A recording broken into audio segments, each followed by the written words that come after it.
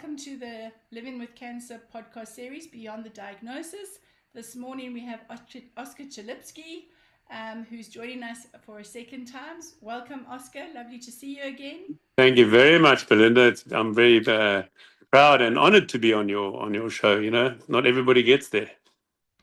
So Oscar, this is a second series around Beyond the Diagnosis, and you are a very public figure, and you spend a lot of time promoting for the wellness of cancer and supporting people in this space. But you yourself have gone through quite a bit. It's clear that you're not defined by cancer or your illness in all, or shaped by it. I think we all really in awe of the fact that you continue to train and you speak out, and you show up all the time, and it's beautiful just to see how you embrace your whole journey. So I have a couple of questions that I want to ask you. Shoot away. Thank you. So if we think about where you currently are, you're visible, you're vocal online, you travel around and you do all these talks while you're actively going through treatment. So what is given you the opportunity to speak so openly, and what is the cost to you personally? Yes, I mean the whole thing is, I think there's two ways to handle anything. You know, cancer, business, sport, family, is to bottle it up and let nobody know, and you just die a miserable death by yourself. Or is the other way to say, listen, I'm going to show everybody, and if I'm successful, I know I'm rubbing off on other people. So my whole thing is just to live long enough, and I'm going to endless lengths. I've been flying to Germany, looking at America. I'm in China as we speak in Quindo, near the Thousand Island Lakes. I'll go anywhere just to live longer, because my whole thing is that I'm sort of a celebrity, but I'm not really a celebrity. I haven't got 2 or 20 million followers, and that's the only downside of it. If I had 20 million followers, there'd be 20 million people that are fighting cancer would see how I operate, because I don't, as you say, I don't let it get in my way. Yes, I have hard times. I mean, my gosh, 2 days ago, my training readiness was 1-0. Basically, they said, no, you just lie in bed all day. And I didn't lie in bed. I went up and I got up, and I'm always there, and I'm there for you. I'm there for any person that's fighting adversity. And it's not only cancer, it's all thing, but living with cancer is tough. You know, it's either a big stigma and that people don't, I mean, even my wife says, oh, no, oh, you've got cancer, don't do this, don't do that. But I just always, she says, don't do the Miller's Run, and I go and do it. And there's a bit of downside. I was a bit tired. I haven't done it for a year. But understand, if you've got the mindset's the most important thing. If you just keep your mindset, and how to get a positive mindset is by looking at me, and there's lots of other people out there that are positive. So if you follow them, it has to rub off, and it might not rub off in the first time, second time, but over time it's going to rub off. It's like anything. You practice it and you get better at it. Beautiful, thank you. So Oscar, the other question I want to ask you, so your treatment is a part of your weekly routine, part of you're always going through some kind of treatment. So how do you stop cancer becoming your primary identity in your mind? How do you make it not, this is all I do? Yeah, so understand, my whole life from a young boy has been always setting goals and planning. I think planning is the most important thing.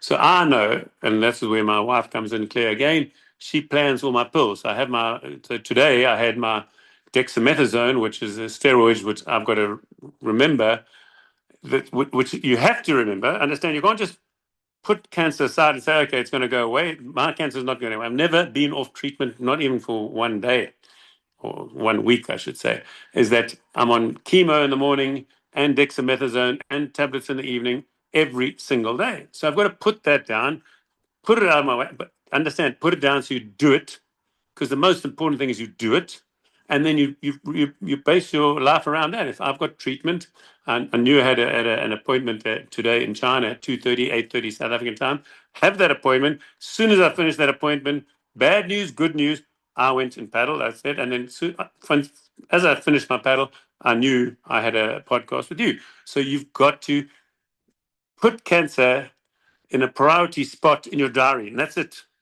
Take it out of your mind. Yes, and then you get the call. This friend has just got cancer. Won't you send him a video? You do it. You do it straight away. That's what my life's all been about, is doing things now. In fact, my Chinese nickname is Mayo Mentien. Mayo Mentien means no tomorrow. Do it today. That's Beautiful. I Chinese. love that. I love that. You made chemo sound as though you're just taking a bunch of vitamins, by the way. So, As I say, it's how you wake it. I mean, I went to have my 4 or 5 hour, and the nurses know, hey, listen, I've got to get out of here. I've got meetings to go. I've got to try and pay for this medication. So they know they're under pressure. Get this flipping stuff in me as fast as possible because I've got to go and earn money so I can pay for the drug to keep me alive. so, Oscar, what are the things that you still control in this season, and how intentional are you about protecting those spaces? Well, you see, the are we talking about discovery? How? No, no, I'm talking about the things that you currently, if you look at your life, what are the Yeah, things I that you, mean, understand the only thing that's if you plan properly, then you're in control. And obviously, I get a few curved balls because suddenly I know now. I've just heard from my medical team in China.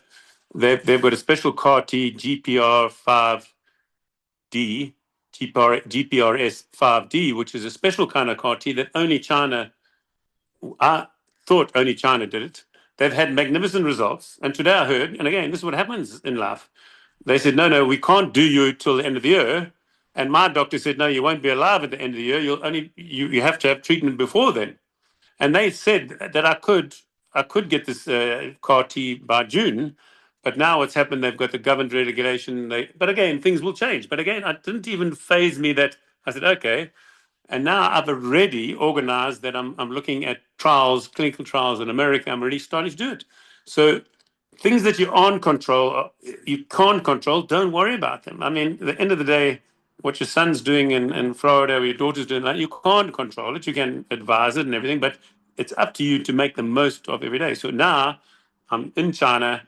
They gave me the bad news. Now I know what I've got to do. So I've got to react. Whether I've got to fly to America in 2 or 3 weeks' time, it's not a big deal. You just got to do it. Understand you can't make cancer your priority, but you understand it's a especially my disease is very aggressive, and I've got to do something. So I can last with this current treatment I'm on, which I'll start on Monday. I can last till June, July. So before then, I've got to find a way of getting CAR T that will prolong my life between 2 and 3 years. In that time, as I say, I always finish off. My goal is to live long enough to find a cure for multiple myeloma, and that's happening. So I'm always there, and I know that these things happen. I mean, some days I am so buggered.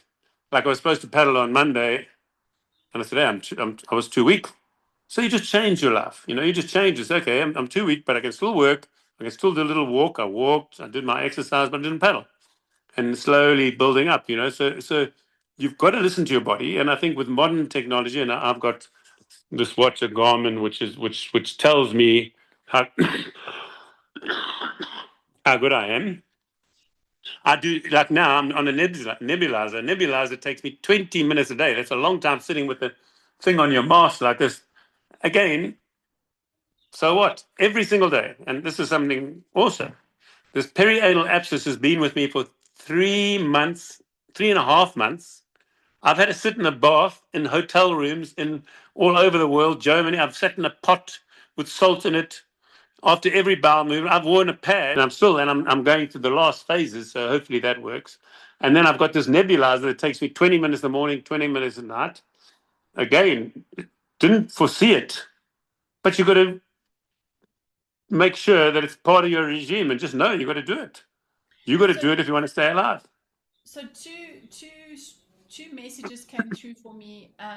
Is just do it, and so you get on with it. And I think the other one is that you live in the now. You live in the present, and you focus on the present, which is I think all the gurus will tell you is all about being present now. So I think that's really beautiful.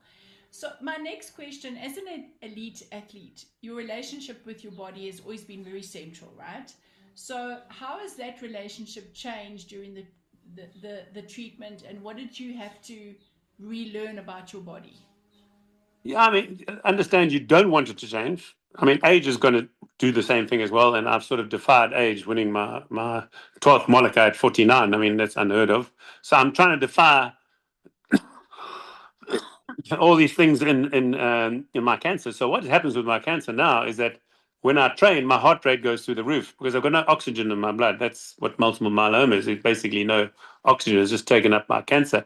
So where I would normally my heart rate would be 60, it is now at 140 and 150. So I have to be aware. So I know that when I go training, I've got to make sure that I keep my heart rate down so I don't have a heart attack. So these are the sacrifices you make. But then slowly, I'm just trying to make it improve slowly. So it is a bit of a downside, but I've got to live with it and I'll work with it. And because I've been an elite athlete, is that's why I can take the pain. I mean, again, we talk about the scheduling and lead landing. I love my golf, and the big one of the big amateur tournaments is the NTD Data Pro Am in Fancourt, and I've been invited as one of the celebrity sportsmen. So I've put off having my 3 skin grafts.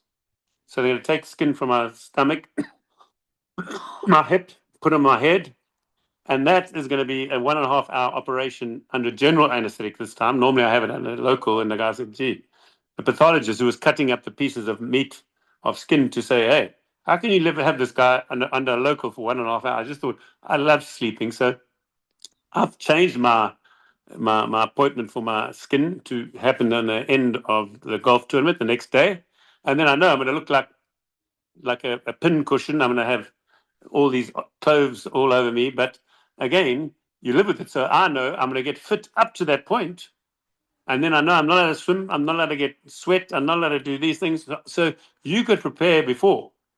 And when I have an operation, I prepare. So now I'm prepared to get fit.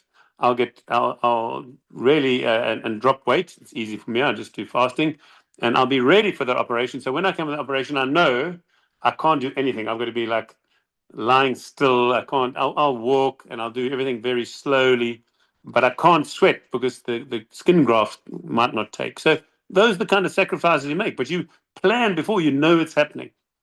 You know it's happening. Oscar, again, what I'm hearing is that there's a huge level of acceptance. I work with what I have, and I make the most of it, and then I push the limits, which you do.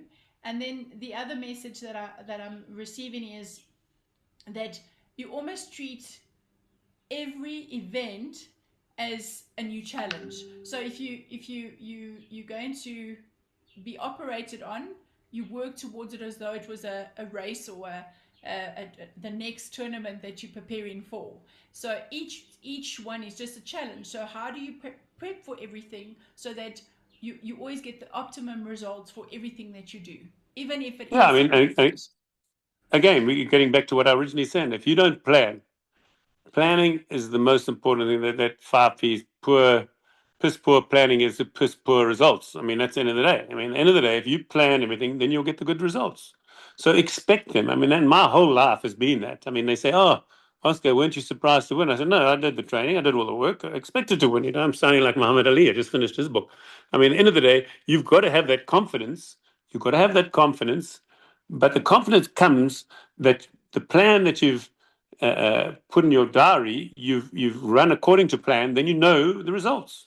Of course, it doesn't always go perfectly. You suddenly you get hit with, like now I've got this very bad virus which I've been on since March, so I must be on my at least 10th antibiotic. Nothing's working, and I've got this pseudo whatever virus, and every single now that's why I'm using the nebulizer. So I just I keep on researching for myself. What can I do? It's like my white platelets go up because they say no. What can make my platelets go up? Then I will do eat red meat and greens, and then fast, and then drink water, and then don't to alcohol. So you make this plan all the time, and you must always look when the numbers are wrong. Go and look at Chalupsky, go and look around and find alternative methods to get these numbers up without pills. I mean, I've never taken pills in my life. Now I'm like I rattle around like a pill machine, you know. I love how you just. I think one of the big lessons I learned through my journey is don't be afraid to ask. Learn as much as you can about your cancer, and you will know more about you and your body and your cancer than anyone else. And I love that you keep on doing that. So my next question is: you lead, you inspire, you motivate others. So how has cancer changed the way you think about leadership, strength, and actually asking for help? Because you do need to rely on a number of individuals. Yeah, the strangest thing is, and again, that's why there's so many similarities between cancer and being an elite sportsman. At the end of the day, to be an elite sportsman, you can never do it on your own. You need your wife, your coach, your trainers, and all those people, and you need the supporters. You need people out there on social media saying, "Hey, Oscar, you can do it," and this is for a race. And the same thing sort of happened in cancer. The difference is that my sport, a Mickey Mouse sport, is small, where cancer is much bigger. So my reach and my helping, I'm inspiring many more people in the world because there's many more people with cancer than paddle or play golf or whatever. So, and I'm happy to help anybody. So nothing's actually changed because my life from a little boy obviously I achieved things when I was 15, but at 20, I was coaching everybody around the world, whether they liked it or not. Because my old adage is, and everybody says practice makes, what does practice make? Perfect. No, that's absolutely wrong. Practice makes permanent. So if you practice the Ah, wrong thing, yes, if you practice the wrong thing, you understand you will not achieve. You will actually get worse. So practice makes permanent. If you think that every time you practice, every time you do things, do it the right way. So you get better. Then practice makes perfect. If you're practicing the right way, you're practicing the wrong way. And I see it in my sports, I see it in medicine, I see it in, the people do it the wrong way. So that's why they practice. They're saying they're very shocked when they get the same result when they're practicing the shit method, and the shit just carries on. You know, so that's a thing that I always concentrate on, and I try and tell people out there: practice makes permanent. Make sure you're doing the right thing the way you're fighting cancer.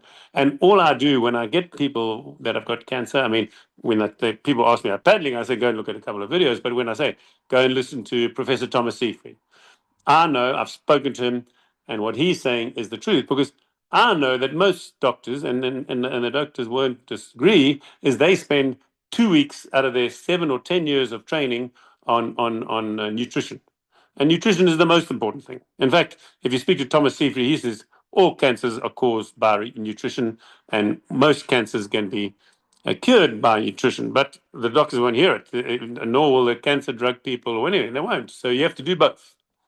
beautiful. Thank you. So, what do you think people get wrong about their cancer treatment when they see someone alive and active and moving forward? So, you know, you see people get quite nervous. Oh, I'll listen to my doctor. You it appears that you listen to your medical team, but you also question and you selective and you understand and you research. So what do you think people get wrong when they go through this? I mean, there's a few things people get wrong because I see it all the time. You know, I mean, eventually the doctor just about becomes God. Oh, no, you got 6 weeks to live, and you believe him. So, and he's become your God or whatever, your mentor. It's wrong. Always question. Especially, as I said, there's another thing, the thing called gut feel. You know, and you've said it already, Melinda, is that you know yourself better than anybody else. I can tell you that, right? Any doctor, any daughter, any son, any mother or father, you know yourself better. You know yourself better. So it's up to you to take what the doctors say. Of course, always listen, learn all from everybody, but think, okay, like what I did, because I read so much and I'm always learning so much, is that when I started my chemo, I fasted 3 days before. I never got sick from the chemo. I never had adverse effects, but I done my research. Nobody else advocated that. Now it's become medical science. Say, listen, if you do fast before your chemo, so chemo becomes like a non-event. It's quite nice because you lose a bit of weight, 2 or 3 days fasting before you have the chemo. You feel nothing. You come out of the chemo and you're having a glass of wine, your cheese, and all your keto food, and that's what I used to do.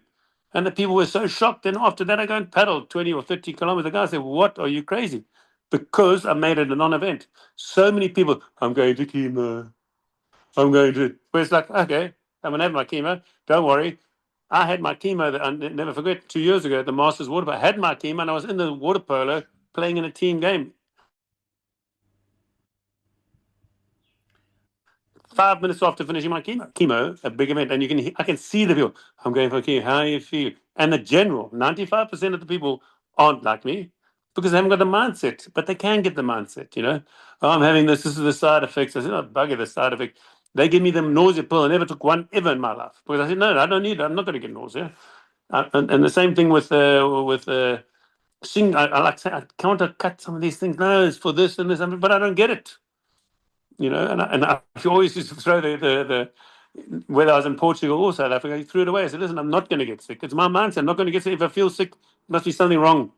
It's just a passing phase. So you've got to have it. It's like the ultimate. The ultimate thing is headaches. I said, I don't believe in headaches. It's all in the mind. Can't So, have an headache. so, Can't so have a headache. Oscar, for me, you are the epitome of what I've always said: is cancer is not a death sentence. No, Um, no. I mean, I will tell people I've got a death sentence. I've had the death sentence, but I will not act like that. and that's really beautiful. So if you had to leave a message for someone who's just finished their treatment and then asks now what, so I mean, you've never really, as you said, you've never been off treatment, um, but this whole stage Of you've been through. What would you say course. to them?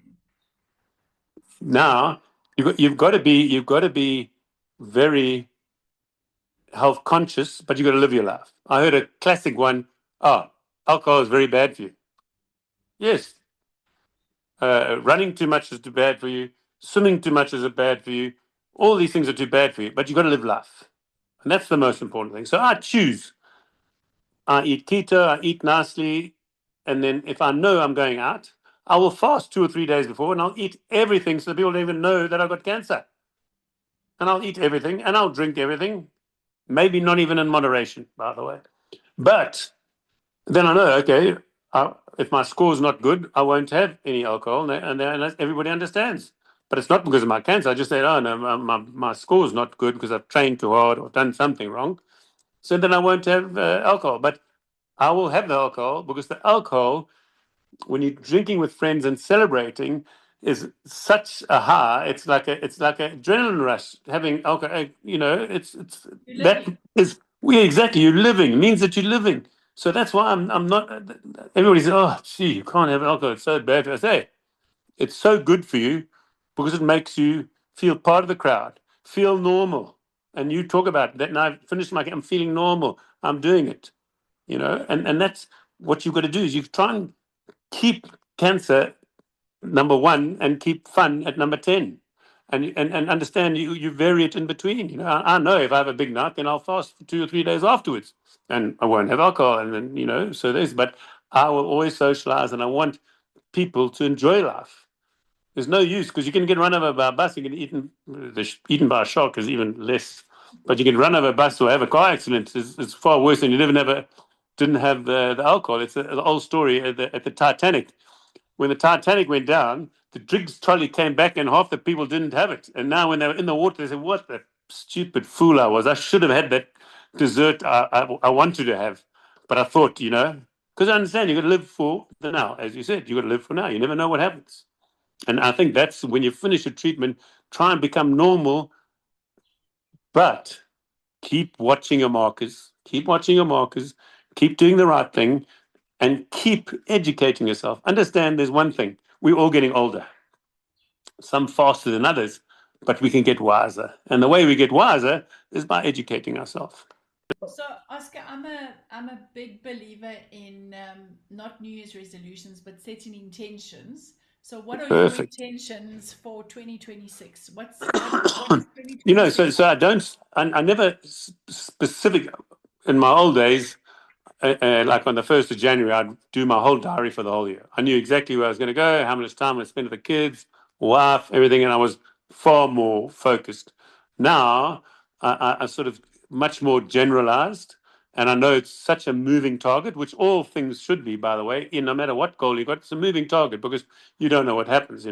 Suddenly these cancer things came back. So the minute I got back, I had to get this thing cut out because it was so painful, and these things change. So you've got to change your plans all the time, but you still have goals. So understand that my goal is by June, July, I've got to have CAR T so I can try and live 1 or 2 years longer or 3 years, and then they'll find a cure, and then I'm going to live for life, and cancer will be a Mickey Mouse thing in the background, like you said.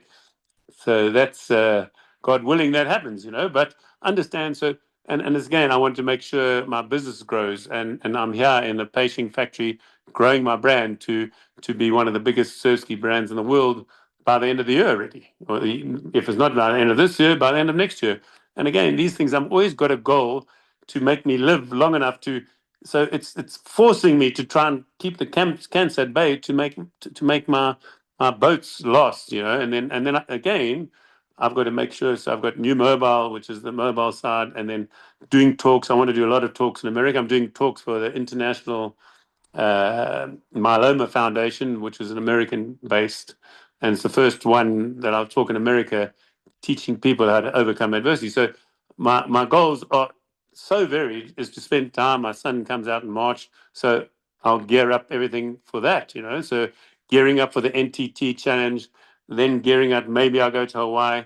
I'll go to the World Championship paddling to go and show my boat. So a lot of traveling, a lot of time in China at the factory developing things. So I've got so many things, so varied, but not completely structured because my life can't be structured. I just never know what's going to happen, what's coming around the corner.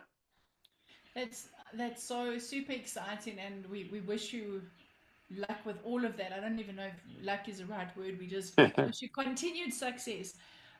Oscar, from a living with cancer side, you are one of our superstars. You motivate, you inspire. We love listening to your stories and following you. And I know that whenever I ask you, please contact this person, or that you always do it. So thank you for that. Thank you for helping us live with cancer in a positive way, and for helping us fight the cancer crisis in South Africa. Thank you for what you do. And My yes, pleasure. It's my absolute pleasure. As my wife said, she says, "How can you handle it? You going through such trauma?" And sometimes on my deathbed, it's like, listen, I'm on my deathbed, but give me 1 or 2 days, I'll do it. And she said, doesn't that pull you down? I said, no, it inspires me as much as I'm trying to inspire other people. So I'm very grateful to be part of you, and I always tagging if I can remember because I'm so useless anyway at this social media thing.